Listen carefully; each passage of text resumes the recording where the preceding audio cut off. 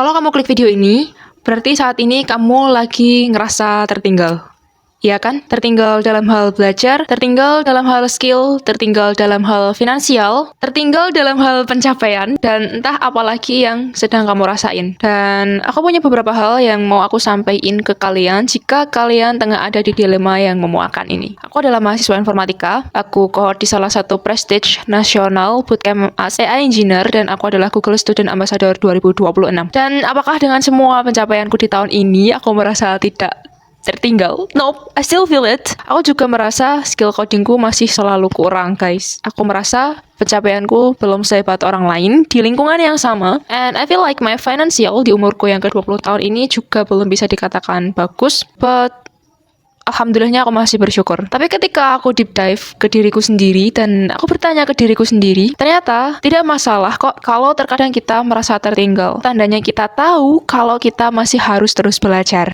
Momentum yang bagus untuk membuat diri kita terus haus akan ilmu pengetahuan. Ini adalah sisi positif dari rasa tertinggal yang mungkin bikin kita lelah sendiri setiap hari. Tapi sekarang pertanyaannya adalah, indikator apa sih yang membuatmu merasa setertinggal itu? Oke, let's say di kasus aku, karena aku ada di dunia tech, yang dimana sekarang kedip aja di luar sana perkembangan sudah gila-gilaan banget. Dan aku di sini yang masih dalam tahap belajar, terus membandingkan diri dengan orang lain yang udah jago dan sangat ekspor di luar sana. It's not fair, I think. Secara aku juga belum ada di frekuensi yang sama dengan mereka. Mungkin mereka udah melangkah lebih dulu dari aku yang sekarang. Mereka mungkin memiliki resource yang lebih banyak dari aku juga. Tapi merasa sangat tidak adil kalau kita terus-terusan mengatakan diri kita kurang dengan indikator orang-orang tersebut gitu. Buatlah mereka sebagai motivasi kamu dalam berkembang, jangan sebagai pembanding, karena kayak ada di frekuensi yang berbeda dan itu tuh nggak bisa, it's not fair. Dan tidak sering juga merasa tidak mau menjadi seorang pemula.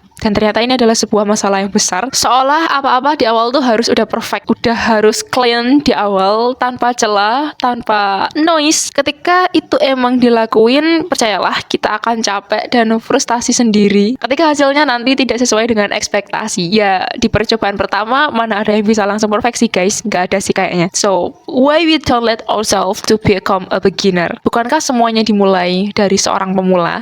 So, it's okay to learn slowly, nggak apa-apa. It's okay untuk memulai membuat project sederhana ketika orang-orang sudah bisa membuat project yang besar. It's still okay. Karena saingan kita adalah diri kita yang kemarin, diri kita di masa lalu. Ketika kita tidak improve sama sekali dari diri kita di hari lalu, itulah yang namanya tertinggal. But if we still grow even just 1% today, kita nggak setertinggal itu kok. Karena faktanya mereka yang hebat juga pernah menjadi pemula. Mereka juga belajar secara perlahan dan mendalam. Kalau kita cuma rushing belajar sesuatu tanpa mendalaminya pelan-pelan, kita cuma lompat-lompat, kita cuma yang penting selesai, jatuhnya itu cuma melihat bukan memahami. That's totally different. So hear me dear, nggak apa-apa kok kalau kita bisanya jalan perlahan dulu. It's okay to become a beginner. Emangnya kenapa sih harus wanting itu? Nanti kita bakal kehilangan esensi life and enjoy at the moment. So that's it. Love you dear and see ya.